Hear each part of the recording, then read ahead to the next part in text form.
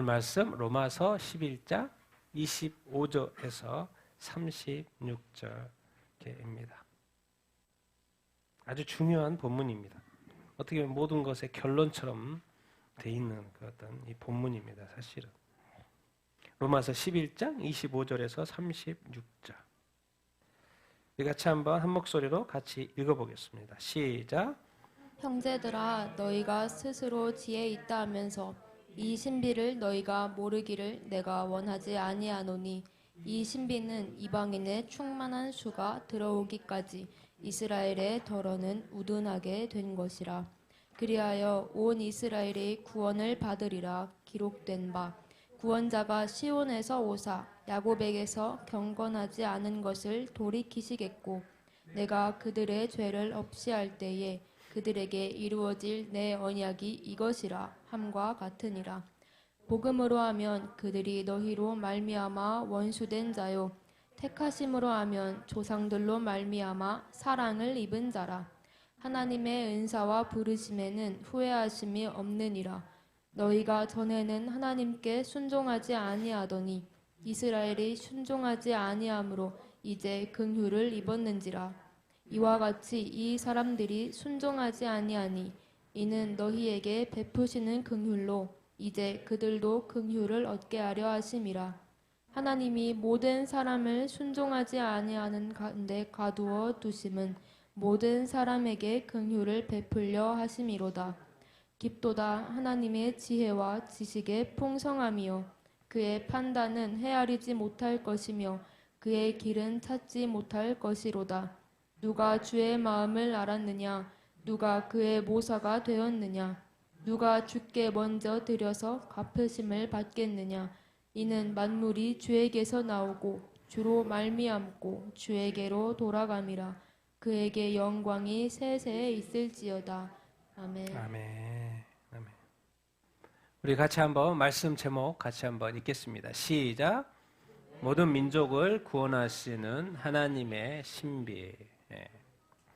여러분, 우리가 이제 개인적으로 하나님과 주님과 이렇게 만날 때 우리 각자 개인의 인생이 있지 않습니까? 그래서 주님한테 기도를 하면 주님이 응답하시죠. 그런 거는 주님이 또 이렇게 내가 모르는 것에 대해서 말씀하시죠. 근데 하나님이 이 세상을 만들었어요. 그래서 이 세상을 운행해 가세요. 근데 이 세상에 운행해 가는 그것에 대해서 하나님은 어떻게 하시냐? 객관적으로 우리에게 말씀을 주셨어요. 그래서 나는 이 세상을 이렇게 운영할 것이다라고 정확히 말씀을 이렇게 하셨고, 또 그 말씀에 따라서 지금 하나님이 이 세상을 운영해 가고 계십니다. 하나님에게서 가장 중요한 게 뭐죠? 구원입니다. 구원. 왜? 이 세상은 어차피 끝나는 것이고, 그러면 다음 세상이 있는데 다음 세상의 천국과 지옥에 있어서의 그 구원, 그것이 아주 중요합니다. 그래서 성경의 핵심은 것이 구원이에요. 그래서 이 세상에 많은 민족이 이렇게 있는데 그 구원하시는 그것을 오늘 신비라는 단어를 이렇게 쓰고 이렇게 있어요. 사실 하나님은 뭐죠? 이 세상에 예수님 이 땅에 딱 오셨어요. 또 오기 전에 어느 민족을 선택하셨어요? 이스라엘 민족을 선택하셨죠. 그러니까 하나님은 이스라엘 민족을 사실 시작을 하셨어요. 그런데 사실 그 복음이 누구한테로 넘어갔어요? 이방인한테 넘어갔어요. 그런데 그 복음, 구원의 끝은 또 어느 민족이에요? 이스라엘 민족이에요. 그렇게 구조가 지금 되어 이렇게 있습니다. 여러분, 결국 오늘 이제 11장 마지막 부분 우리가 오늘 다룰 텐데, 하나님이 이스라엘을 버린다 안 버린다? 절대로 버리지 않습니다. 절대로 영원히 버릴 일이 없다는 것을 질문을 던지고, 분명히 남은 자가 있고 하나님께서 구원하시는데, 특별히 이스라엘 민족은 마지막에 구원한다라는 그런 말씀을 지금 로마서에서 하고 이렇게 있습니다. 왜 지금 이 본문이 이렇게 중요하냐? 하나님께서 마지막으로 내가 이스라엘 백성을 구원함으로 말미암아 그 이스라엘 백성을 구원하는 때가 되면, 그 말이 뭔 말이냐면 종말이라는 이야기예요. 이스라엘 백성이 돌아오는 것을 보면 그것은 종말과 가까웠다는 이야기입니다. 왜? 맨 마지막에 구원받을 민족이 이스라엘 민족이기 때문에 그렇습니다. 그래서 지난주 거 우리가 이렇게 복습하면, 절대로 하나님은 그들이 넘어지기까지 영영이 버린다 안 버린다?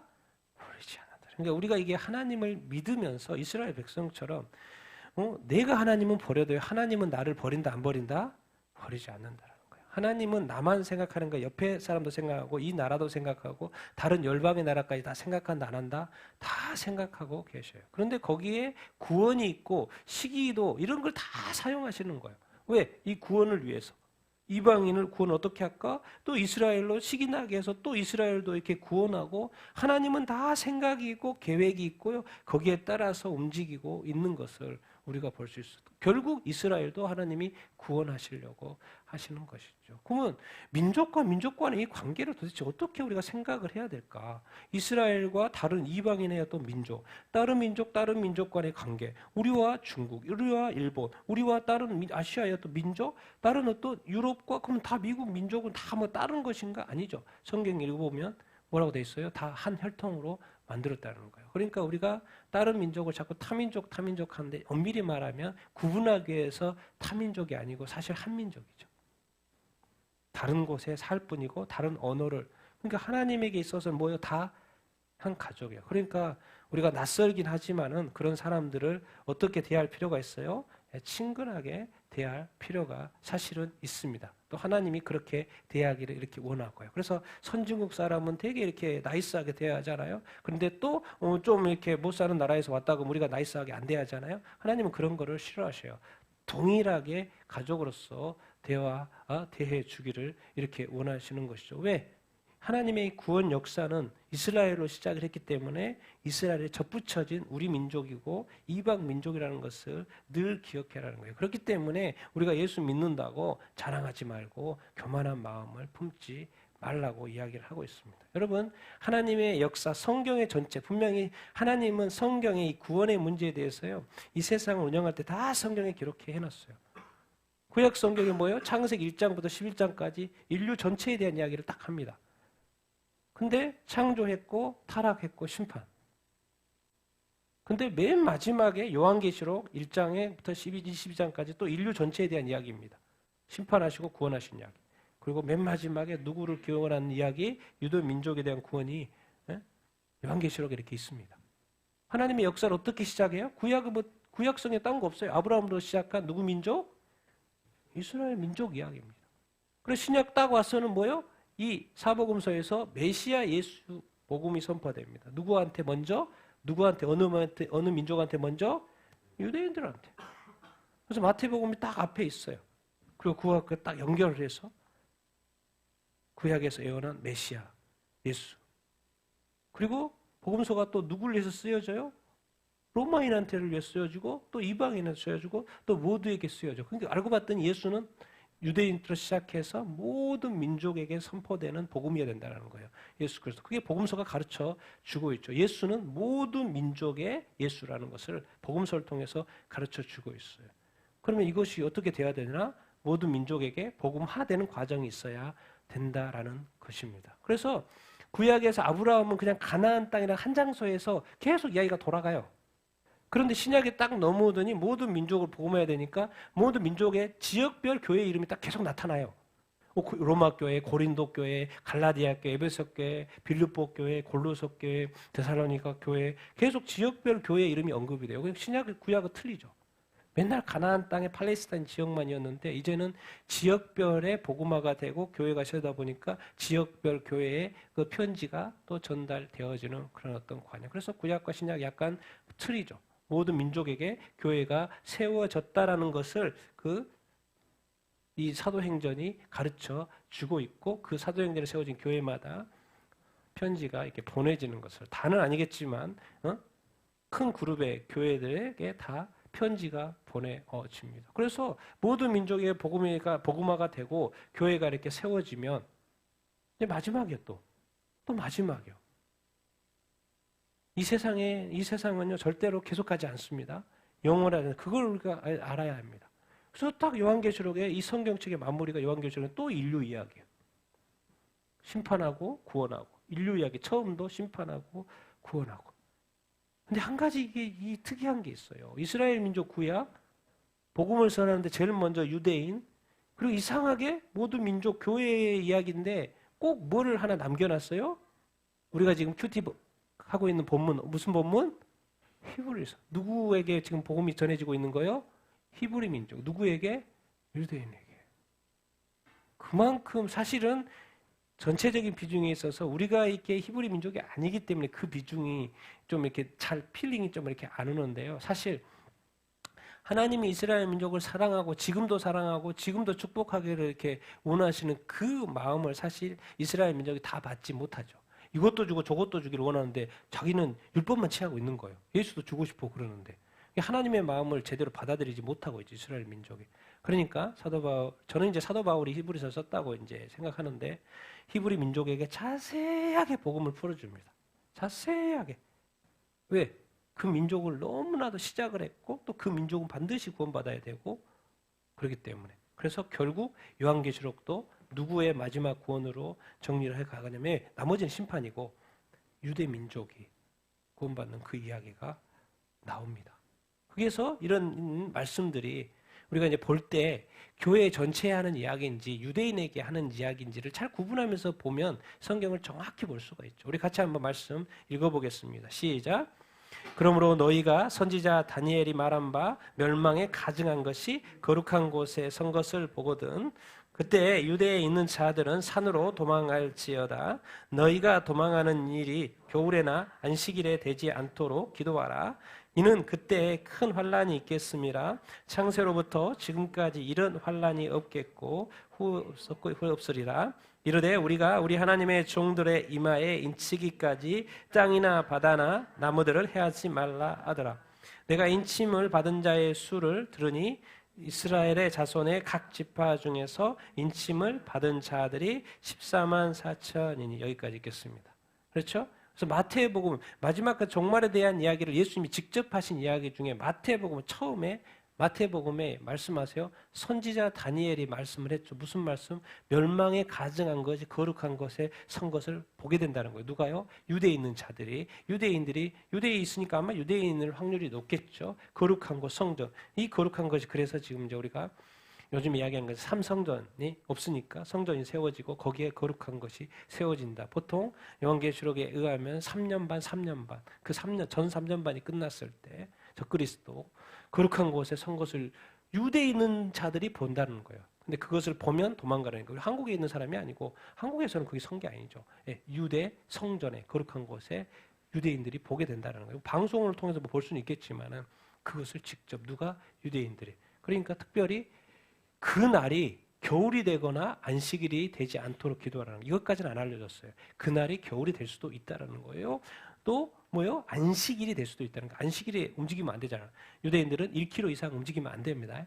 그것은 죄가 되기 때문에. 그러니까 안식일에 이런 일이 일어나면 큰일 난다는 거예요. 분명히 그 거룩한 곳에 멸망에 가증한 그것이 들어서는 날이 있을 텐데 그것이 안식일이 되면 유대인들은 엄청난 혼란에 빠지겠죠. 그러니까 기도하라는 거예요. 안식일에 그런 일이 발생하지 않도록. 딱 그 거룩한 곳에 딱 서고 이제 후 3년 반이 시작이 되면 이 세상에 지금까지 없었던 대환란이 유대인들 지금 뭐 600만 들어는 죽었고 뭐하고 이런 거 이야기하죠. 그것도 어느 하나의 또 예비일 수 있어요. 모든 세상의 심판이지만 또 유대인 마지막 또 엄청난 고난을 또 받게 되는다는 이야기. 세상의 환란, 이제 유대인들을 포함하겠죠. 큰 환란이. 창세로부터 지금까지 없었던 그 환란이. 그래서 이제 우리가 7년 대환란할 때 대환란은 보통 후 3년 반 이야기를 하죠. 왜? 전 3년 반 약간 그런 어떤 재앙도 있지만은 평화의 시대이기 때문에. 근데 이스라엘에게는 이런 표현이 있어요. 여기는 이제 뭐죠? 이 계시록 이야기입니다. 계시록 여기까지 마태복음 이야기. 우리가 우리 하나님의 종들의 이마에 뭘 치기까지? 인치기까지. 여기 이제 이마에 인쳐요. 우리 보통 이방인들의 인침은 뭐라고 생각하십니까? 어디에 누가 인쳤다고 생각해요? 이방인들은? 누가? 오순절날 누가 내려왔어요? 성령이 우리를 인쳤다고 이야기하죠. 근데 여기는 또 인침이 또 다른 인침이 나와요. 근데 알고 봤더니 유대인 같아요, 보니까. 근데 유대인들은 어디에다 인쳐요? 이마에. 그리고 그 인침을 받은 자의 숫자를 들으니까 또 정확히 표현해요. 누구라고? 어느 민족? 이스라엘 자손이라고 이야기를 하고 있죠. 그리고 각 지파까지요. 그래서 지파별로 인침을 받은 자들이 몇 명? 14만 4천. 지금 이제 메시아닉 주가 4만이라고 하죠. 4만 정도 되고, 그러니까 어쨌든 더 많이 믿게 된다는 이야기예요. 유대인들이 더 많이 믿게 된다는 이야기, 인침을 받는다는 이야기.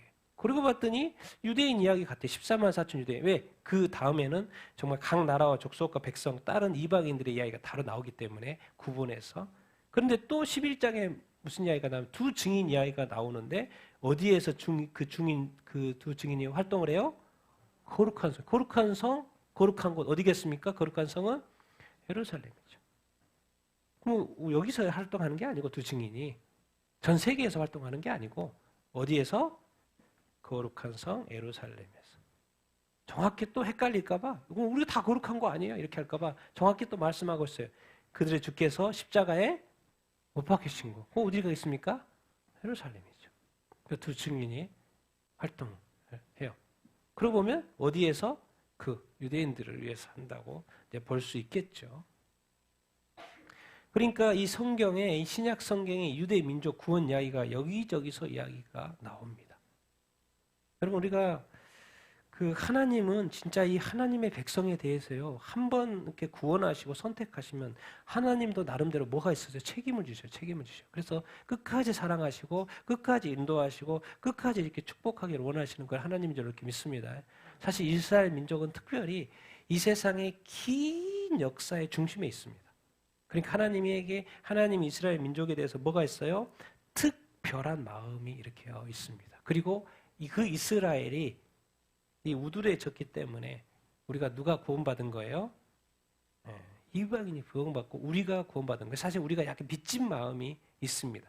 누가 뭐 그런 믿진 마음 갖겠습니까? 그런데 성경에서는 그런 말을 좀 가르쳐야죠. 오늘 본문인데요. 같이 한번 읽어보겠습니다. 시작. 형제들아, 너희가 스스로 지혜 있다 하면서 이 신비를 너희가 모르기를 내가 원하지 아니하노니 이 신비는 이방인의 충만한 수가 들어오기까지 이스라엘의 더러는 우둔하게 된 것이라. 하나님께서 이 세상을 창조 이렇게 하셨잖아요. 그런데 타락을 한 거죠. 그러니까 바로 뭐가 들어가게요? 구원 이야기로 들어간 거예요, 성경. 그래서 성경은 다른 아름다운 이야기로 많이 채울 수 있는데 인간이 타락한 바람에 하나님이 무슨 이제 다시 이야기로 돌아가냐면 처음부터 구원 이야기로 돌아갑니다. 그 구원을 어떻게 할 것인가? 그래서 이걸 신비라고 이야기했어. 왜 신비라는 단어를 붙였지? 그냥 하나님이 다 구하는데 근데 알고 봤더니 절차가 있고 순서가 이렇게 있는 거야. 너희가 이것을 모르기를 원하지 않는데 먼저 누가 뭐에 충만한 수가 들어와야 된다? 이방인의 충만한 수가. 그러니까 지금 택하심을 입은 모든 이방인들이 지금 예수님을 믿고 있는 거예요. 복음을 전했더니 안 믿는 사람도 있지만 우리 꼭 안 믿는 것만 생각하면 안 됩니다. 복음을 전했더니 믿는 사람이 생겨요, 안 생겨요? 생겨요. 사도 바울이 사도행전 여기저기 돌아다녀 봤더니 엄청난 핍박이 있는데도 불구하고 지역마다 믿는 사람이 생겨요, 안 생겨요? 생겨요. 그거를 이제 하나님의 입장에서는 표현을 어떻게 하냐면 내가 뭐 했다? 택했다 이렇게 말하는 거예요. 그래서 하나님이 택하심을 입은 모든 이방인들이 지금 예수 그리스도를 믿고 있고 또 기다리고 있습니다. 그래서 그 사람들에게 복음이 전해지면 그 사람은 그냥 당연히 믿어요. 누가 하나 택하셨기 때문에 하나님이 택하셨기 때문에. 근데 우리의 입장에서는 하나님이 택했는지 안 택했는지를 알 수 있어요, 없어요? 그게 이제 문제인 거죠. 나는 모른다는 거. 누구는 알아요? 하나님은 정확히 100% 클리어하게 압니다. 그런데 나는 안다, 모른다? 모른다라는 거예요. 전혀 모른다. 자, 그러면 이제 이렇게 적용을 해봅시다. 그럼 하나님이 나를 택하셨을까? 안 하셨을까? 이런 고민이 되잖아요. 어떨 것 같습니까? 예수 믿으니까 택했을 것 같습니까? 그렇죠? 그럼 안 믿으니까 저 사람 안 택했을 것 같습니까? 여러분, 뭐죠? 이 질문 던졌을 때 나는 하나님의 택하심을 받았을까? 당연히 뭐라고 해야 돼요? 예스라고 해야 됩니다. 아멘 그래야 돼요. 예스라고 해야 돼요. 굳이 이런 고민하고 있어요. 하나님이 나를 택하셨을까? 자꾸 이런 고민을 하려고 그래. 하나님이 나를 안 택하셨는데 내가 택했다고 착각하고 있는 건 아닐까? 하나님이 혹시 나를 버리면 어떡하지? 나 구원 못 받으면 어떡하지? 하나님이 나를 안 택하실 수도 있는데 왜 굳이 이런 고민을 하는지 모르겠어요. 하나님은 무조건 내가 지금 예수 믿었다고 하는 건 1차적으로 택했다는 거예요? 안 택했다는 거예요? 택했다는 것입니다. 하나님이 택했다는 것은 하나님의 책임이 이제 따른다는 거예요. 하나님의 자녀로 들어간다라는 거예요. 그러나 이 둘째 아들처럼 자기가 나가버리면 모르겠는데 하나님은 기다리죠. 그래도 우리가 이게 예수 믿지 않는 사람도 전도할 때 하나님이 당신을 택했습니다가 말해도 됩니다. 어차피 몰라요. 근데 하나님 안 택했겠습니까? 사실 알고 보면 하나님은 이 세상에 모든 사람을 택했을까요? 안 택했을까요? 택했어요. 그런데 지금 거절하고 부인하고 모르는 것뿐입니다. 우리도 옛날에 몰랐죠. 저도 중학교 때부터 예수 믿기 시작했으니까. 태어났을 때는 우리 마을이 안 믿었으니까. 그런데 중학교 때 전도받고 예수를 믿게 됐어요. 그래서 나중에 성경을 봤더니 하나님이 창세전에 나를 택했다는 이야기가 나오는 거예요. 무슨 이해는 안 되지만 창세전에 나를 택했다는 거예요. 누구 입장에서 지금 말씀하시는 거예요? 하나님의 입장에서. 아, 하나님이 나를 택했네. 믿고 보니까 나를 택했다는 말이 오래전부터 하나님이 그 말이 뭔 말입니까? 우리는 당연히 택한 것이고 예수 믿지 않는 사람들 하나님이 택했을까요? 안 택했을까요? 다 택했어요. 다 택했어요. 우리가 전도할 때 저 사람은 예수 믿을 사람이 아니야. 저 사람은 저 사람은 안 될 것 같아. 이런 생각을 하잖아요. 그게 아니라는 거예요. 다 우리 기준 다 내려놔야 됩니다. 우리 예수님 안 믿는 사람, 가족 중에도 예수님 안 믿는 도 있죠. 선입관 버리셔야 됩니다. 하나님이 택했는데 그 사람이 모르는 거예요. 그러니까 그 사람이 마음이 녹아내리도록 계속해서 뭐 해야 되는 거예요? 기도하는 거예요. 하나님이 선택하셔가지고 이미 구원을 베풀었고 예수 그리스도를 이미 십자가에 못 박아가지고 구원을 다 이뤄놨다라는 거예요. 택하기까지 했고 그랬는데 딱 한 가지 걸리는 게 있어요. 그것을 믿으면 되는데 믿어요? 안 믿어요? 안 믿어요. 그래서 성경은 뭐라 그래요? 그것을 믿도록 누가 전해줘야지. 그래서 그 말을 들어야 될 거 아니야. 그래서 듣고 깨닫고 믿게 된다라는 그 말. 여러분 하나님이 택하셨다고 했는데 자꾸 구분한다고 생각하시면 안 됩니다. 이 사람은 택했고 안 택했고 하나님 입장에서 구원받은 사람은 특별히 택함 받았다 이렇게 말을 하는데 사실 하나님은 모든 사람을 청하기를 원하고요. 하나님은 모든 사람을 택하기를 이렇게 원하시죠. 우리는 그것이 누가 택함 받았고 안 받았고 모릅니다. 그러나 1차적으로 딱 예수님 안 믿는다. 그러면 말씀해 주시면 됩니다. 하나님이 당신을 사랑하시고 당신이 태어나기 전부터 하나님이 당신을 선택하셨습니다. 그렇게 말씀해 주시면 됩니다. 왜? 진짜 그렇다니까요. 진짜 그랬어요.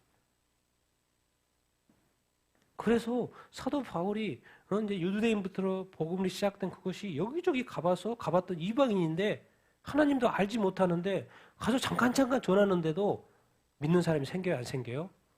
생겨요. 그러다 보니 벌써 지금 2000년 전이 지났어요. 그런데 이거를 이방인하고 자꾸 뭘 비교하냐면 이방인의 충만한 수라는 이야기를 하고 근데 그렇게 되기까지 이스라엘의 더러는 뭐 하게 됐다? 지금 이스라엘이 저렇게 약간 완악한 것은요. 난리 피우는 것은 뭔가 또 하나님에게 뭐가 있는 거죠. 계획이 있는 거죠. 그러니까 우리는 이스라엘을 볼 때 뭐하게 생각해야 돼요? 안타깝게 생각을 해야 되죠. 지금 뭐가 작동을 하고 있냐면 하나님의 계획은 사실 이스라엘 민족을 선택을 해가지고 이스라엘 민족으로 하여금 모든 민족을 복음화하려고 했는데 그 계획이 실패한 거죠. 왜? 이스라엘이 예수님을 안 믿어버리니까 자꾸 보냈더니 뭐만 전하려고 그래요? 율법만 전하려고 그래요. 할례 전하고 예수를 전해야 되는데 이게 자꾸 불신을 하는 거죠. 그러니까 하나님의 계획이 변경이 됐어요. 그래서 근데 처음에 선택은 누구였어요? 이스라엘 유대인들이었죠. 그 예수 믿는 유대인들로 하여금 누구를 전도하기 시작한 거예요? 먼저 이방인. 계속 기다릴 수는 없으니까. 계속 기다릴 수는 없으니까 하나님이 이방인 전도를 시작을 한 거죠. 근데 하나님은 성경 이런 표현을 했어요. 이방인에 뭐가 있다? 충만한 수가 있다. 쉽게 생각하면 이제 교회 시대면 지금 2000년 동안 교회 시대였죠. 이 교회 시대에 모든 나라에 지금 교회가 세워져 있고 많은 유대인들이 구원을 이렇게 받았습니다. 그런데 하나님 말씀하십니다. 오늘 이제 본문이 그겁니다. 세상의 역사는 어떻게 끝나냐? 누가 구원받음으로 말미암아? 누가 구원받음으로 말미암아? 이스라엘. 지금은 이스라엘이 우둔해져 있는 상태인데 이스라엘이 결국 구원받는다. 근데 중요한 건 뭐냐면 이스라엘이 예수님을 믿기 시작하는 때는 언제일 거라는 거예요? 종말의 때로. 예수님이 재림하실 때라는 거예요. 그것이 또한 하나의 엄청난 사인입니다. 유대인들이 예수 믿고 지금 메시아닉 주가 너무나도 많이 일어나고 있기 때문에 지금 막 난립니다. 이스라엘에는. 이 정통 유대인들이 메시아닉 주에 대한 얼마나 핍박을 하는지 몰라요. 정치인 지도자부터 다 해가지고. 예루살렘 그 지도자 중에 저기가 있더라고. 예루살렘 그 부시장. 가는 곳마다 나타나가지고 주도를 하고 있더라고. 그런데 왜 긴 난리겠습니까, 지금? 뭐 아주 그냥 조금만 하고 뭐 몇천 명이고 뭐 1, 2만 명 그럼 되니 뭐 3만 명이 되더니 이제 여기서부터 늘어나는 건 더 순식간이죠. 왜? 이미 숫자가 많다 보니까 더 늘어나는 건 툭툭툭 늘어날 수 있죠. 그러니까 지금 아주 강력하게 반발을 하고 있는 상황인 것 같아요. 뭐가 지금 시작이 된 거예요? 이스라엘이 나라가 없더니 나라가 생기고 이제 이스라엘이 뭐 하기 시작해요? 돌아오기 시작해요. 여러분, 이스라엘의 이 세상에는 그 자슈아 프로젝트에 보면 238개 국가가 있고 전 세계 80억, 지금 80억이죠? 그리고 17,446개 종족을 했는데 제가 이스라엘을 쳐봤어요. 이스라엘 치니까 나는 뭐 한두 그룹, 왜 아랍인이 있고 그냥 유대인이 있고 그러니까는 뭐 두 그룹 정도 나올 줄 알았더니 종족 그룹이 몇 개로 나와요? 48개로 나와요.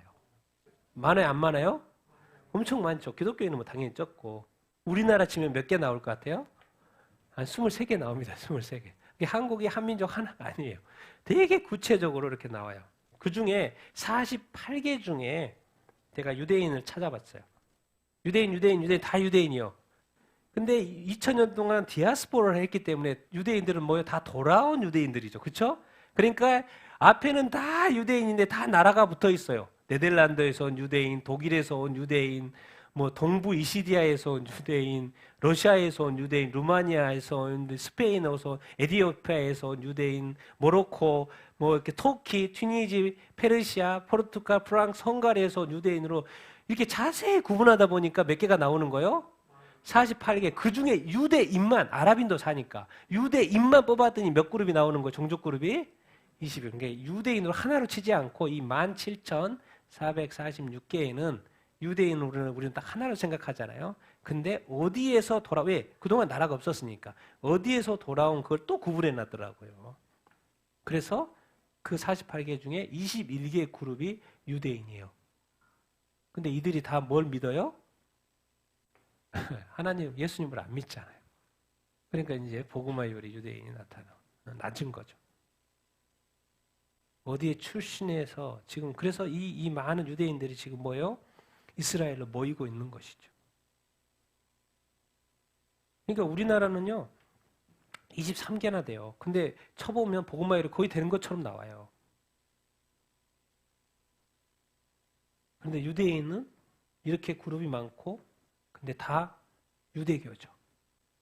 근데 이 유대교가 예루살렘으로 나라가 생기더니 각 나라에서 유대인이 오기 시작하더니 뭐가 지금 막 부흥하고 있어요? 메시아닉 주들이 나오기 시작한 거예요. 그런데 어느 순간 교회가 여기저기서 생기고 막 공동 집회도 하고 그러니까 막 정통 유대인들이 그거 보니까는 막 깜짝깜짝 놀라는 거예요. 이러다가 이거 우리 이 이스라엘 뭐가 되겠다는 거예요? 메시아닉 나라가 되겠네. 큰일 나잖아요. 그러니까 지금 막 엄청난 반발. 뭔 사인입니까? 이스라엘이 지금 뭐 하고 있다? 돌아오고 있다는 거예요. 왜요? 옛날에는 그 나라 가서 복음 전해야 됐는데 그래서 그 나라의 어떤 종교의 영향을 받을 수밖에 없는데 이제는 뭐예요? 이스라엘 민족이 다 어디로 돌아오고 있어요? 이스라엘로 돌아오고 있어요. 여기서 만약에 정말 이렇게 7년 대환란 전 그 3년 후 3년 반 초입에 딱 그 성전에 적그리스도가 딱 나타나는 거 이런 상황 보면 아니라는 거 분명히 알겠죠. 예수가 그리스도라는 걸 알게 되겠죠. 그러면 모여있는 그 유대인이 순식간에 돌아오는 거는 근데 그 돌아와도 이제 또 구원은 이제 받기 시작하는 것이죠. 때가 또 마지막 이렇게 있고. 그래서 성경은 뭐라고 그러냐면 이제 유대 나라가 생겼고 유대인 지금 돌아오기 시작합니다. 결론은 지금 이방인의 충만한 수가 찼다는 그 증거가 뭐예요? 차면 결국에는 어떻게 된다? 온 이스라엘이 뭐한다? 구원을 받는다. 말씀 읽겠습니다. 시작. 그리하여 온 이스라엘이 구원을 받으리라. 기록된 바 구원자가 시온에서 오사 야곱에게서 경건하지 않은 것을 돌이키겠고 저시키고 내가 그들의 죄를 없이 할 때 그들에게 이루어질 내 언약이 이것이라. 그리하여 이방인의 충만한 수가 차면 온 이스라엘이 뭐 한다? 구원을 받는다라는 이야기를 하고 있어요. 보통 이제 우리가 이야기할 때 온 이스라엘이기 때문에 이스라엘 민족 전체를 가리키는데 모든 유대인이 말하는 거라고 이야기하지 않습니다. 대부분의 학자 다 뭐라 그래요? 대부분의 유대인, 모든 유대인이 아닌 대부분의 유대인들이 돌아올 거라고 예수를 믿게 될 거라고 이야기를 하고 있습니다. 그럼 언제요? 지금 아무도 안 믿는데요? 지금 900 몇 명이 살고 지금 이스라엘만 해도 720만의 유대인들이 이렇게 있는데 안 믿어요, 안 믿어. 언제 믿어요? 언제 믿어? 이사야서에 구원자가 시온에 뭐 하면? 오시면. 이게 뭔 말인가 했더니 뭐가 가까워질 때 이스라엘이 믿기 시작한다고요? 예수님이 재림하실 때가 가까우면 이스라엘 사람들이 믿기 시작한다는 거예요. 근데 그것을 이미 성경에 말해놨어요? 안 해놨어요? 성경에 해놨어요. 그러니까 여기서 이제 우리가 구분해야 될 것은 이스라엘 사람들이 이미 돌아갔다는 것은 이제 믿을 수 있는 근거가 자꾸 생겼다라는 것이고 이제 메시아닉 주가 많이 생겨나고 있다라는 것은 이미 이스라엘의 구원이 뭐가 시작이 됐다 안 됐다? 시작이 된 것과 같다라는 것을 우리가 알 수 있습니다. 이것도 하나의 사인입니다. 역으로 이스라엘이 구원받는 것은 또 뭐가 같다? 마지막 때가 가까운 거나 마찬가지라는 이것을 여러 가지로 지금 우리가 크로스 체크를 해볼 수 있겠어요. 하나님의 큰 플랜은 뭐냐면 지금 로마서의 이 11장의 맨 마지막 로마서 12장부터는 실천편입니다. 어떤 계획이 아니고 이렇게 살라라는 그런 어떤 실천편이에요. 그래 하나님의 그 계획은 이 로마서 11장 여기서 끝입니다. 무슨 게? 이방인이 먼저 구원받고 그 다음에 뭐? 온 이스라엘이 구원받는 걸로 세상 역사가 마친다는 것을 지금 여기서 이제 마지막 정리를 이렇게 하고 이렇게 있습니다. 그래서 결국 하나님이 사랑하시는 그 이스라엘 백성이 뭐죠? 결국 구원받는다 안 받는다? 받는다. 근데 그건 언제일 것이다? 맨 마지막에 구원을 받을 것이다. 지금 어떤 관계입니까? 지금 관계가 하나님과의 관계가 이런 관계죠. 같이 읽겠습니다. 시작. 복음으로 하면 그들이 너희로 말미암아 원수된 자요 택하심으로 하면 조상들로 말미암아 사랑을 입은 자라 하나님의 은사와 부르심에는 후회함이 없으니라. 이 복음이 딱 들어왔어요. 복음이 딱 들어왔는데 이스라엘과 이 하나님과의 관계가 지금 안 믿으니까 무슨 관계가 된 거예요? 원수가 되죠. 이방인들과도 믿는 이방인들과도 원수가 되고 하나님과도 지금 원수 관계 안 믿으니까 예수님을 믿어야 되는데 그런데 하나님은 이미 오래전부터 아브라함과 이삭과 야곱을 통해서 택하셨어요? 안 택하셨어요? 택하셨죠. 택하셨다는 거는 또 뭘 한다라는 거예요? 하나님이 이스라엘 민족을 사랑한다는 거예요. 그러니까 사랑을 입은 자인데도 불구하고 또 지금의 관계 아르바리 옛날 관계고 구약의 관계고 지금의 관계 예수님 믿지 않은 이 지금의 관계는 또 무슨 관계라는 거예요? 원수와의 관계. 그래서 지금 뭐 이스라엘 그러잖아요. 요즘에 우리 기독교인 단체들한테 뭐 안 내줘요? 비자 안 내줘요. 비자 안 내주는 싫다는 거예요. 이제 기독교인이 자꾸 와가지고 자꾸 이게 이스라엘을 도와주니까 예수를 자꾸 더 믿게 되고 메시아닉 주도 이제 많아져서 막 그들하고 막 힘을 합쳐서 막 집회도 하고 모임도 하고 막 봉사도 하고 막 하니까 이게 영향력이 막 너무 커지는 거예요. 그러다 보니까 막 갑자기 이게 반발이 되고 있는 거죠. 그런데다 마치 지금 이스라엘 정부가 뭐예요? 정통파 유대인 당들이 지금 이렇게 집권을 또 하고 있잖아요. 그러다 보니까 더 이제 반발하고 있는 그런 어떤 상황입니다. 이거 하나님이 그러면 사랑하심으로 택했는데 사랑을 입은 자인데 왜 지금 무슨 관계? 원수 관계예요. 원수 관계. 그러면 이게 좀 하나님 앞뒤가 맞지 않잖아요. 사랑하려면 끝까지 사랑하고 원수는 적어도 안 돼야죠. 근데 어떻게 하나님 지금의 이 원수 관계는 사실 이해가 안 됩니다. 하나님이 사랑했으면 하나님이 그들을 믿도록 그렇게 도와주셔야 되는 거 아닙니까? 그럼 애초에 하나님이 선택하신 거에서는 문제가 있는 거 아니에요? 아니 결과가 지금 안 좋잖아요. 그럼 앞뒤가 지금 틀리잖아요. 사랑한다고 그래놓고 원수예요. 이 두 관계는 앞뒤가 안 맞잖아요. 이 두 개가 어떻게 존재할 수 있단 말이에요? 그럼 하나님이 이 선택하시는 것은 잘못된 선택 아닙니까? 하나님이 선택하시는 민족은 끝까지 사랑과의 관계로 가야죠. 어떻게 지금 원수 관계가 되면 됩니까? 하나님 후회스러운 일을 하신 거 아니에요? 근데 이상하게 성경은 한마디로 그냥 이렇게 이야기합니다. 하나님의 은사와 부르심에는 뭐가 없다? 후회심이 없다. 성경은 정확히 이야기합니다. 하나님이 이스라엘 민족을 사랑해서 선택을 하셨어요. 선택을 하셨는데 지금 무슨 관계예요? 원수 관계예요. 그러면 지금 원수 관계니까 하나님이 후회하고 계실까요? 하나님의 선택은 잘못된 것일까요? 근데 성경은 하나님은 뭐가 없다? 후회하심이 없다. 하나님은 뭘 아시는 거요? 처음과 끝, 앞, 뒤를, 위, 아래를 다 아시는 것입니다. 이스라엘 민족의 처음과 끝을 다 알고 계셔요. 누가요? 하나님. 우리는 뭐예요? 한 치 앞을 모르잖아요. 그러니까 걱정과 염려가 많고 때로는 후회도, 우리 이 사람들이 늘 하는 것은 그 과거에 내가 이것을 선택을 했으면 지금의 나는 이렇게 했을 거라는 그 얼마나 후회가 많습니까? 그런데 하나님은 지금 문제가 있어 보이는 이 상황에도 후회를 한다 안 한다? 하지 않는다는 거예요. 후회하실 일이 없다라는 거예요. 그래서 성경도 정확히 이런 표현이 있습니다. 민수기 23장 19절 같이 한번 읽겠습니다. 시작. 하나님은 사람이 아니시니 거짓말을 하지 아니하시고 민생이 아니시니 후회가 없으시도다. 어찌 그 말씀하시는 말을 행하지 않으시며 하신 말씀을 실행하지 않으시라. 또 이런 말씀이 있어요. 신약 구약에도 하나님은 후회가 없으시다. 하나님은 누구가 아니다? 우리가 빨리 이런 것을 인지하는 것이 아주 중요합니다. 나와 이 하나님과의 관계 속에서 내가 하나님을 실망시킬 수는 있어도 하나님이 우리를 향한 사랑은 변한다, 안 변한다? 안 변한다는 거예요.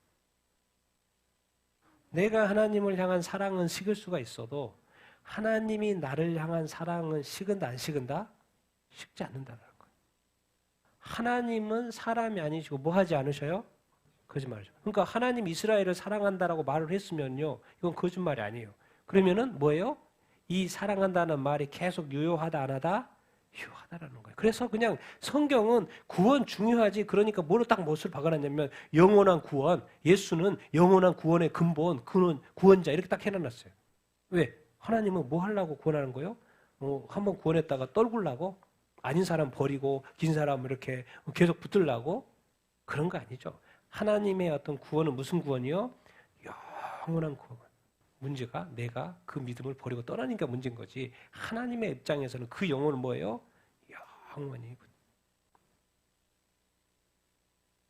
하나님은 사람도 아니고 인생도 아니고 우리는 후회하는 삶을 살지만 하나님은 절대로 후회하지. 그러니까 지금이 좋으니까 사랑이 넘치니까 하나님과 괜찮고 이제 뭔 일이 일어나니까 뭐가 이제 뭔가 후회스럽다 이렇게 사실 우리가 이 하나님의 수준에서 사는 게 쉽지 않죠. 네, 앞뒤를 모르니까 앞으로 또 뭔 일이 일어날지 모르니까. 근데 객관할 필요가 있습니다. 객관화할 필요가 있어요.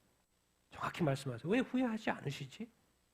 우리가 왜 하나님을 끝까지 믿을 수가 있지? 여기 있으면 답이 있습니다.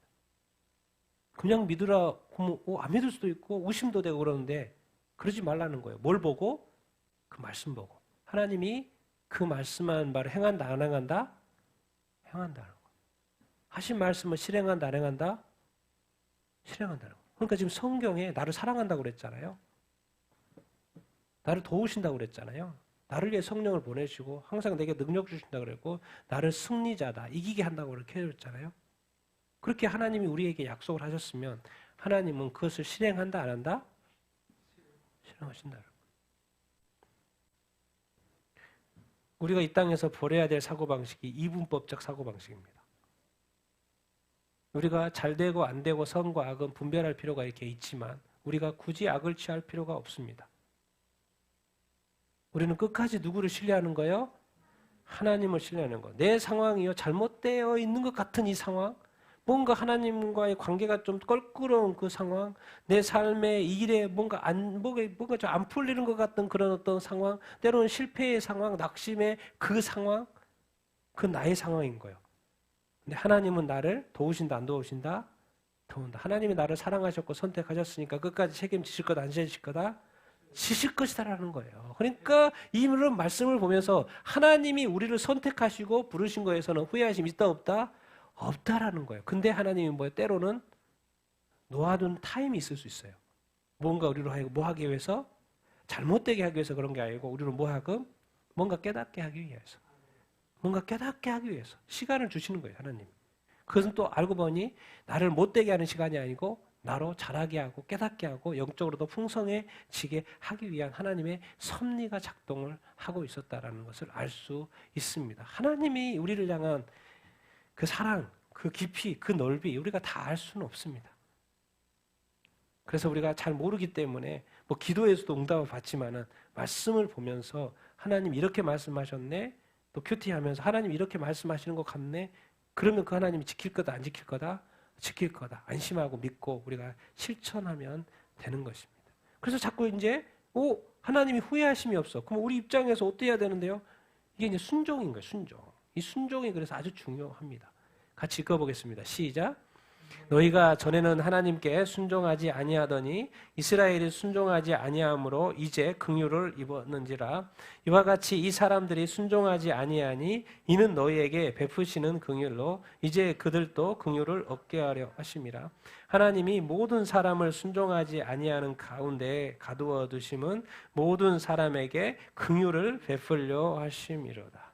하나님에게는 결국 이스라엘이라고 어찌 버리겠습니까? 결국 하나님의 생각 속에는, 계획 속에는 항상 누가 있어요?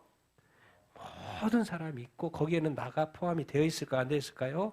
되어 있어요. 그런데 너희가 전에는 하나님도 믿지 않았죠. 그 하나님께 당연히 순종을 이렇게 안 했고 하나님께 예배하지 않았고 하나님의 말씀도 보지 않았고, 왜? 하나님의 이 성경 말씀이 하나님의 진리라고 믿지도 않은데 이거 진리라고 믿을 일도 없고, 믿지도 않았고 읽지도 않았고, 그러니까 순종할 일도 없었고 하나님 예배할 일도 없었고. 그런데 지금 누가 그러고 있어요?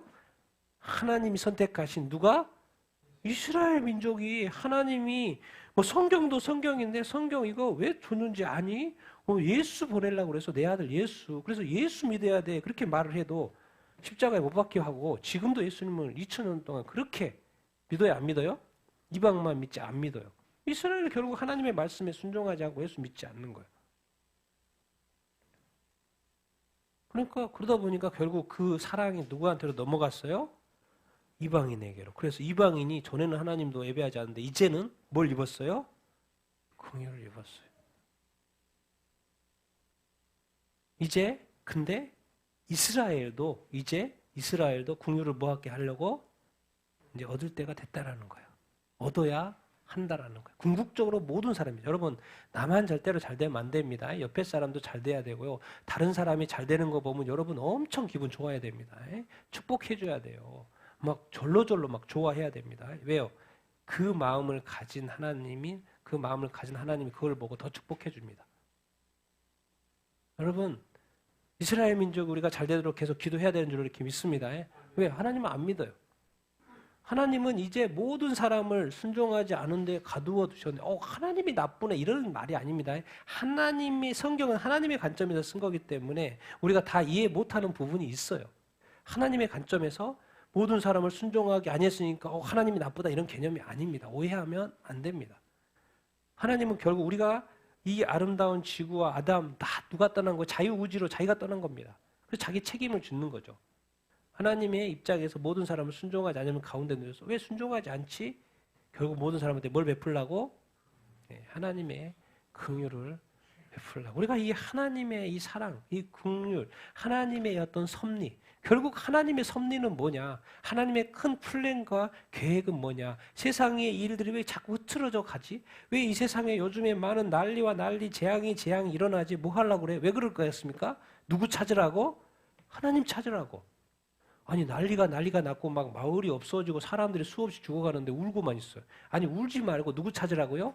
왜? 그 지금 몇만이 죽어가고 2만이 죽어간다고 뭐 통계가 나오는데 그 나라에는 지금 얼마나 많은 인구가 있습니까? 그 사람을 통하여 그 사건을 통하여 이제 그 나라를 하나님 뭐 하기를 원하신다?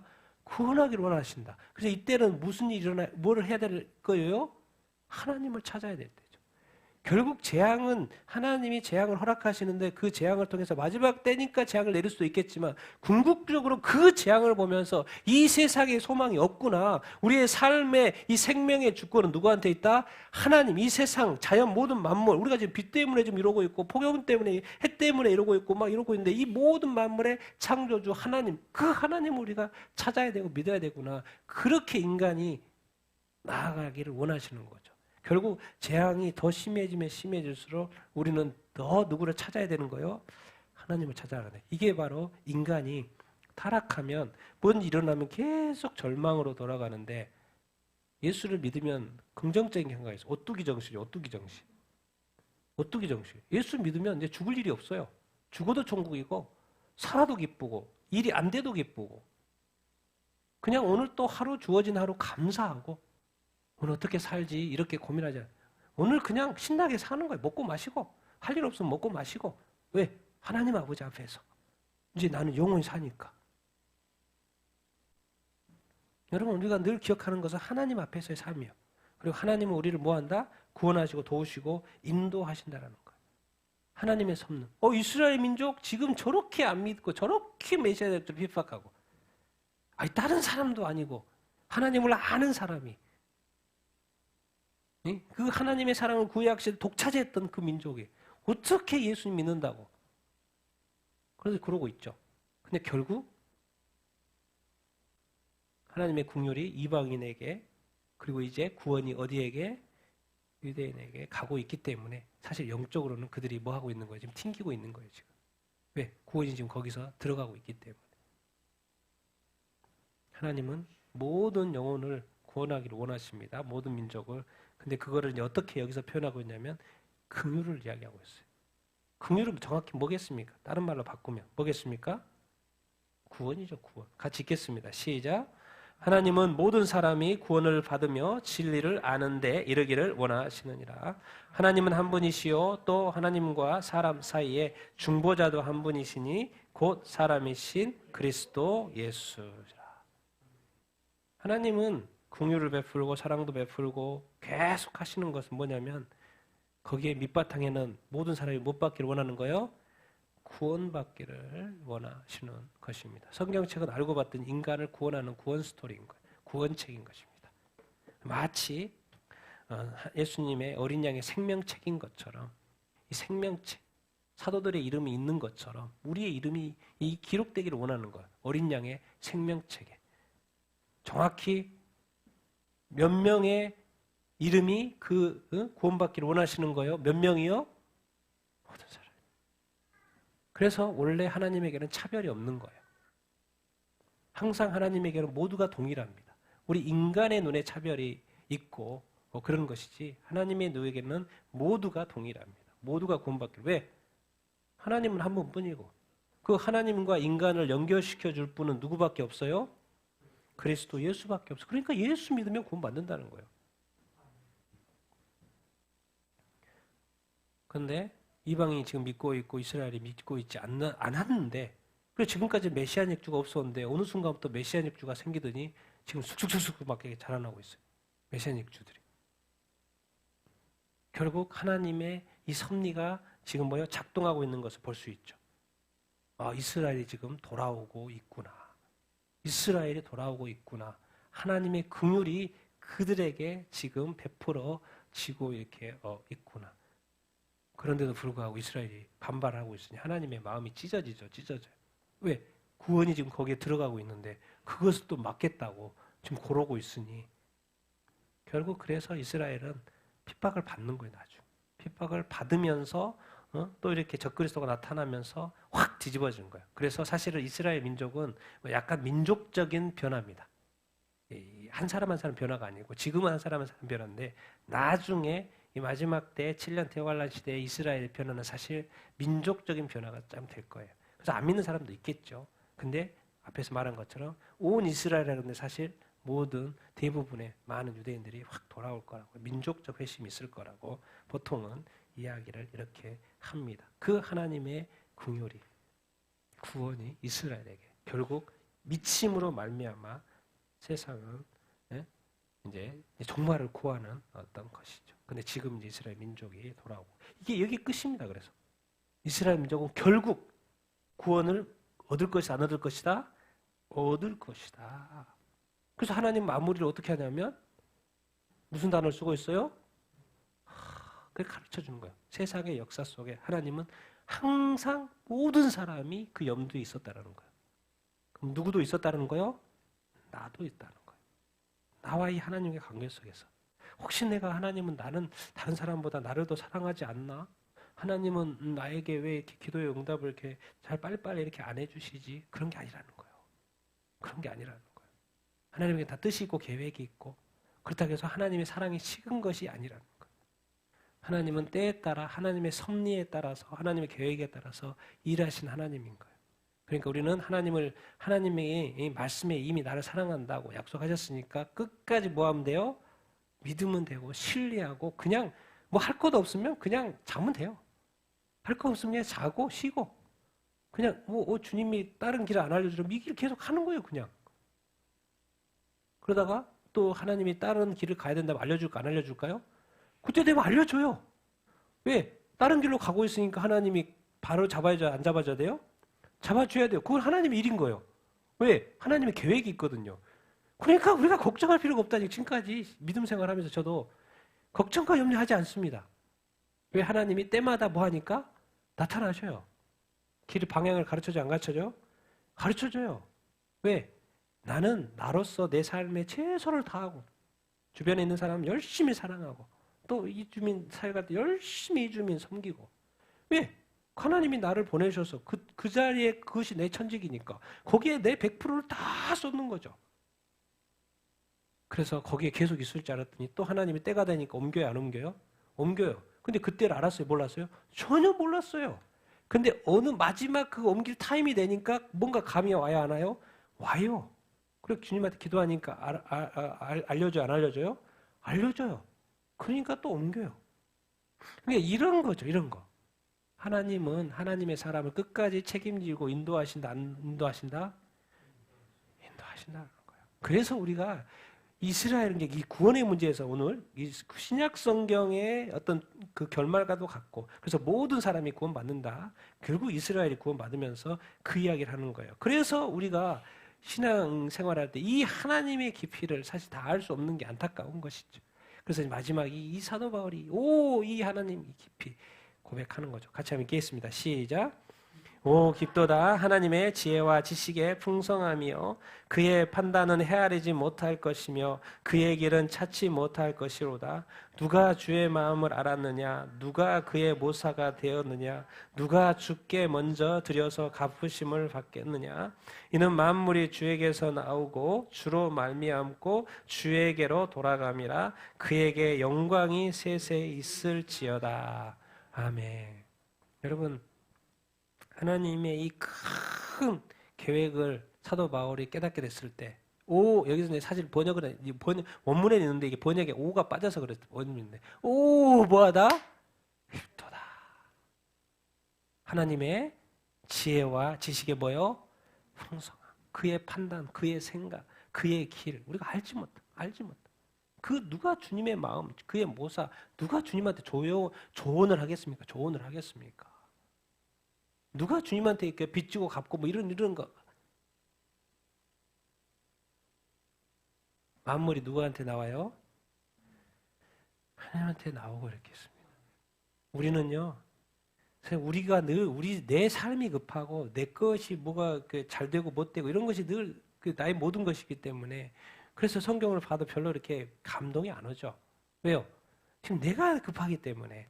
그런데 우리가 좀 더 관심을 갖고 내 일도 관심을 갖지만 하나님의 일에도 좀 관심을 가져보고 하나님의 플랜이 하나님의 역사가 어떻게 이루어진가도 관심을 가져보고 그리고 그 하나님의 계획 속에 그 흐름 속에 나는 어느 정도 어느 파트에 있고 어느 부분에 있고 혹시 이 파트에서 내가 해야 될 일은 없는 가 이런 관점으로 사실 말씀도 보고 삶을 살아가면 좋은데 늘 내 삶에 하나님을 끼워 맞추고 필요할 때 하나님을 찾고 하나님께 기도하고 하나님께 얻고 그리고 또 이제 얻었으니까 또 하나님 찾을 일 없으니까 또 내 삶 살고 이런 게 이렇게 내 속에 하나님을 자꾸 끼워 넣는 식의 나를 막 초대하는 식의 삶이 아니라 이미 내가 누구 안에 계시는 거요?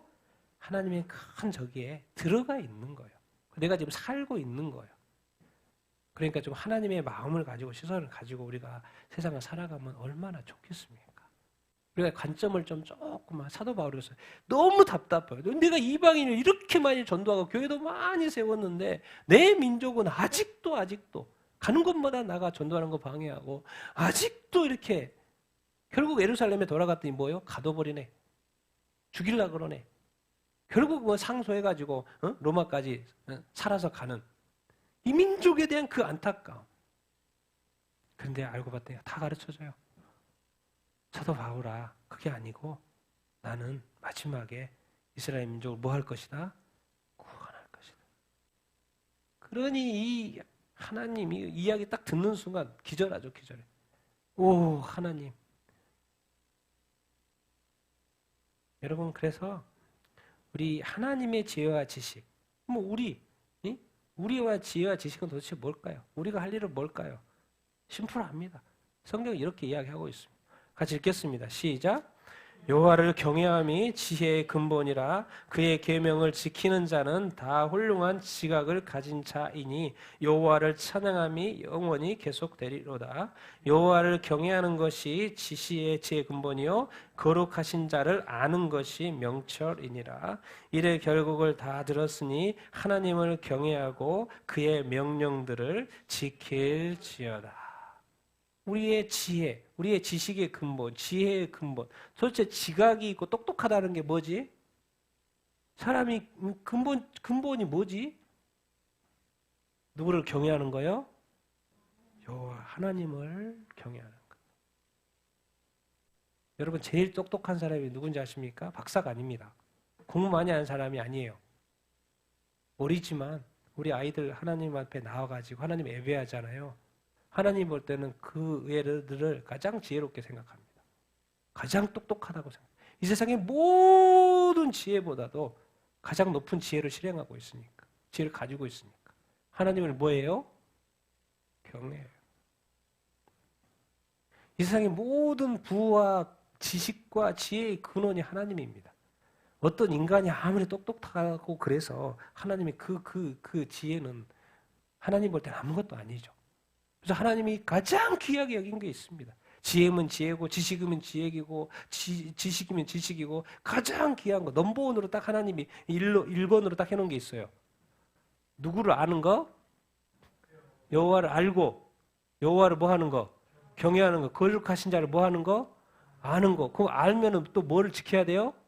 그 계명을 지키는 거. 하나님은 말씀하시는 자고 우리를 인도하는 자입니다. 그렇게 말씀을 주신 거예요. 그러니까 그 말씀을 뭐 해라? 지켜라. 그래서 예수님이 요한복음에 계속 말씀하시는 거. 나를 사랑하면 내 계명을 지켜야 돼. 나를 사랑하면 내 계명을 지켜야 돼. 하나님을 경외하면 그의 계명을 지켜야 돼. 내가 그 계명을 지켰나 안 지켰나 볼 거야. 내가 마지막에 와가지고 선악간에 그 계명을 지켰는지 안 지켰는지 볼 거야. 잘했으면 상을 주고 안 그랬으면 벌 줄 거야. 계속 말하는 거예요. 하나님 얼굴 쳐다보지 말라고 제발. 하나님 얼굴 쳐다보지 말라고. 하나님 말씀하신 뭘요? 얼굴 쳐다볼 때 쳐다보지만 계명 좀 보고 그 말씀에 뭐 해라? 실천해라는 거예요. 지켜 행해라는 거예요. 그것이 똑똑한 것이고 그것이 지혜라는 거예요. 모든 사람의 본부이라는 거예요. 오늘 마지막 이 깊고도 깊은 하나님의 지혜와 지식 우리는 하나님을 경외하는 것입니다. 근데 하나님의 지혜와 지식 사도 바울이 깨달았을 때 결국 고백은 만물이 사실 누구로부터 온다? 주님께로부터. 주님께로 말미암고 주에게로 뭐하다? 돌아가다. 만물이 하나님의 모든 만물을 근원이 되시고 또 운영해 가시잖아요. 그리고 결국에 종착점이에요. 만물이 목적 결국 내가 아니라니까요. 내가 어떻고 이게 아니고 나는 뭐 하면 돼요? 하나님께로 어차피 붙으면 돼요. 믿으면 돼요. 그냥 가면 돼요. 하나님과 친하게 지내면 된다니까요. 하나님의 나의 근원이 누구니까? 하나님이니까. 남아멍해라 모든 만물의 근원이. 그래서 결국 이 성경의 마지막 구원의 마지막 끝자락에 사도 바울은 우리 민족 고민하러 해서 그렇게 3장이나 열심히 썼는데 마지막에는 뭐로 끝나고 있어? 그에게 뭐가? 영광이 세세 있을지어다. 이렇게 꼭 구원해 주십시오. 꼭 도와주셔야 돼요. 꼭 이렇게 하네요. 하나님의 뜻을 이해하고 나니까 결국 그에게 뭐가? 영광이 세세 있을지어다. 모든 영광을 누구한테? 하나님께. 그분은 만물의 누구? 창조주. 또 그분은 우리의 구원자. 모든 사람을 구원하는 구원자. 결국 하나님의 뜻을 알고 나니 하나님께 무엇을? 영광을 돌리세요. 왜? 아니까 결국 하나님은 아무도 버리지 아니하시고 구원하시기를 원하시고 그 하나님. 이스라엘 민족 절대로 버려지지 않는다는 그 사실을 깨달았을 때 하나님이 깨닫게 해주셨을 때 사도 바울은 그래 내가 끝까지 이방인 사명 잘 감당하다가 죽어도 결국 순교하잖아요. 아니 더 살아가지고 막 이스라엘 전도해야 되는데 전도 그게 아니에요. 알았던 거예요. 하나님은 하시겠구나. 그러니까 이방인의 사도로서 이스라엘 사도로 바꾸지 않습니다. 중간에. 나는 이방인의 사도로서 죽어도 상관없겠다. 그래서 그냥 순교하고 죽습니다. 왜? 어디 가운데 죽었을까요? 걱정과 염려 가운데 죽었을 것 같습니까? 아니에요. 믿음으로 감사함으로 기쁨으로 그는 기꺼이 하나님께 영광 올려드리면서 순교할 수 있었죠. 그래서 끝까지 나는 이방인의 사도. 근데 알고 봤더니 자기 민족 구원한다는 거. 그래서 얼마나 이 하나님을 이 구원의 이 섭리를 알면 얼마나 감사한지 성경의 깊이를 알면 감사한지. 그런데 우리가 한 가지 오늘 배웠던 것은 뭐예요? 하나님의 선택하시면 내가 모를 수 있다는 거예요. 그런데 분명한 거 하나님이 그 사람을 선택했다 안 했다? 선택했다라는 거예요. 근데 그것을 알아야 몰라요? 모르니까 우리가 뭐 해줘야 돼요? 가르쳐주면 되는 거예요. 가르쳐요. 그게 전도인 거죠. 가르쳐줘. 하나님이 당시에 사랑하고 선택하셨다는 거예요. 결국 오늘 이스라엘 민족이 구원받는다는 그런 이야기를 우리가 하게 된 것입니다. 그래서 여러분 안심하시고 이스라엘 걱정하지 마시고 계속해서 기도해 주시고 우리의 삶에 주어진 삶에 우리의 삶을 열심히 살아야 될 줄로 믿습니다. 우리 같이 한번 오늘 로마서 11장을 끝내면서 우리 같이 한번 기도하도록 이렇게 하겠습니다. 우리 주님께서 우리에게 함께하고 계시고 또 우리를 선택하셨고 지금도 인도하고 계시고 이스라엘을 구원하시고 이제 모든 사람을 구원하시기를 원하시는 그 하나님의 마음을 알게 됐고 그 계획을 알게 됐습니다. 그 속에 내가 있다라는 것. 주님 내가 끝까지 하나님을 믿고 잘 살아갈 수 있도록 인도하시고 역사하여 주시옵소서. 그리고 당신의 계획대로 이스라엘도 구원하실 거고 또 우리 민족도 더 구원하실 거고 북한도 모든 민족을 구원하실 거라는 그 하나님의 계획을 듣게 되니 너무나도 감사합니다. 우리가 끝까지 마지막까지 주님의 또 사명도 감당하게 하시고 또 이웃을 사랑하게 하시고 복음 전하는 삶을 살게 하여 주시옵소서. 우리가 오늘 말씀을 생각하면서 기도하겠습니다.